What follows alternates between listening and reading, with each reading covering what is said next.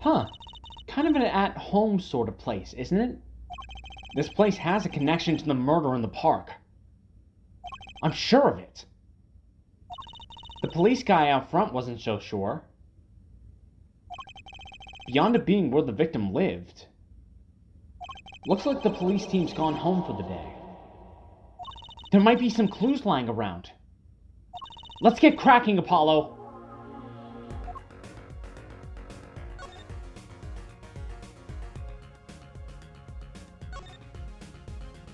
Look at all these bowls. They're from Eldune's noodles. There's Mr. Salty. Then I think we figured something out. I think we have. Mr. Eldune must do takeout! Not exactly what I was thinking. All the bowls have been washed clean. I think we found our first clue, Trucy.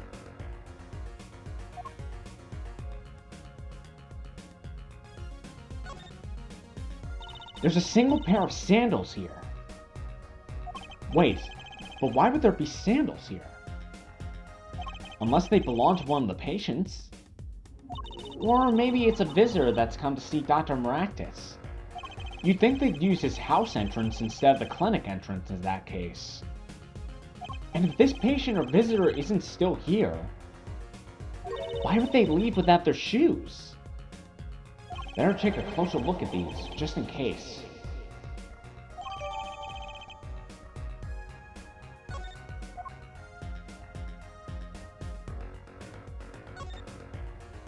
These must be the slippers for the patients at the clinic. The same as the pair we found, of course. Look! A single pair is missing from the rack here, too! And ours have paint on the bottoms. Which means they were taken out of here on the night of the murder. Right. The paint's from the hit and run, after all. But what were a pair of clinic slippers doing in that trash can? And what were they doing at the scene of the hit and run?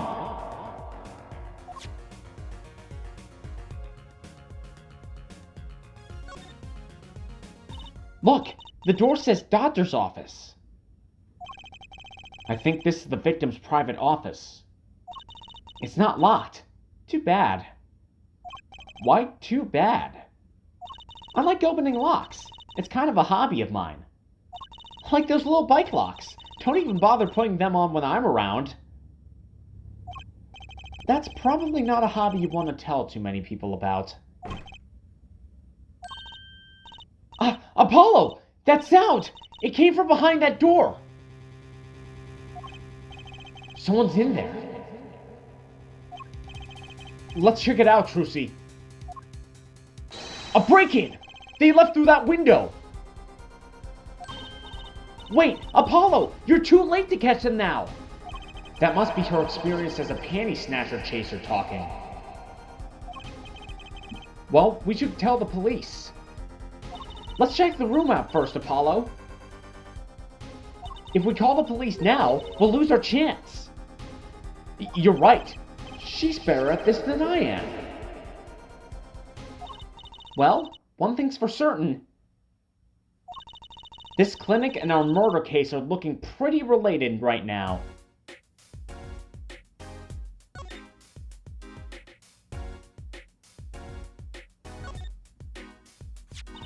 Kind of an expensive looking lamp, isn't it?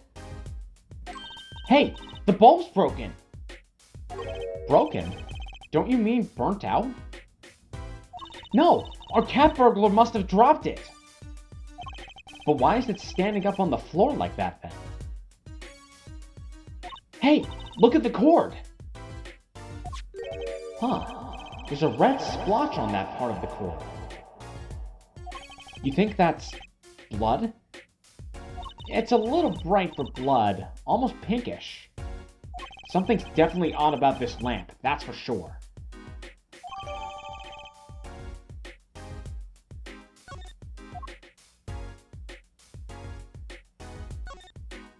What a cute little safe. Looks like a 4-digit lock.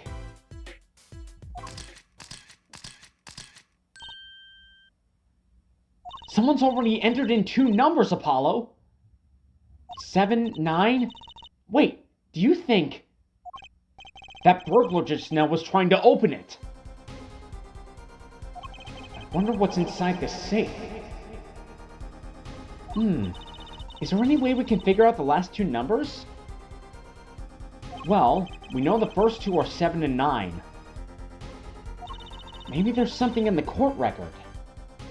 Something that can help us figure out the last 2 numbers. I wonder. Well, I have an idea. I knew it, Apollo! What is it? Well, all we have to know is what buttons have been pressed. We can use this to find out what the next 2 numbers are. Take that!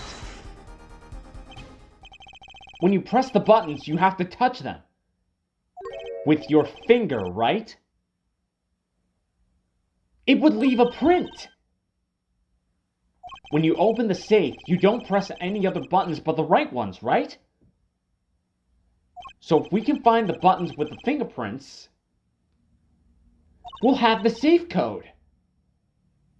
Not bad, Apollo.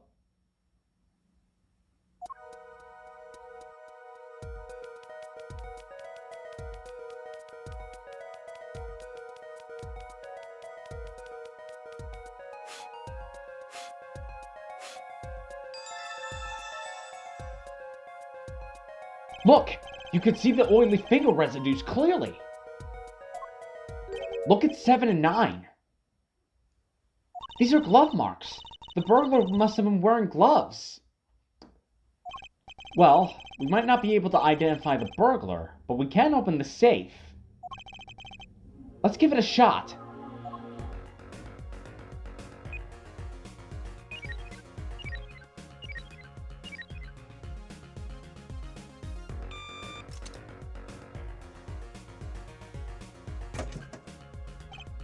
It opened.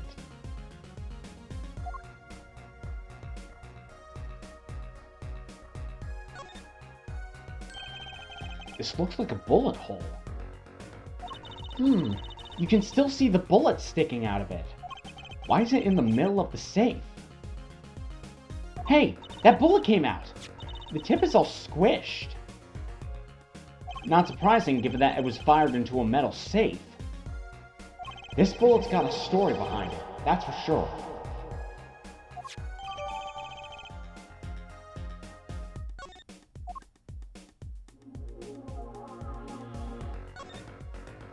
This looks like a medical chart. There's an X-ray in here with it. An X-ray, I can't make heads or tails of it. And I can't read the chart either. It's all in medical speak. But the names are easy enough to read. Look, by patient, it says Waki Kataki. So this is Waki, our client's chart, huh? Why would this one chart be here in the safe? Let's see. The physician's signature says Pal Meratkis. Huh? What is it, Apollo?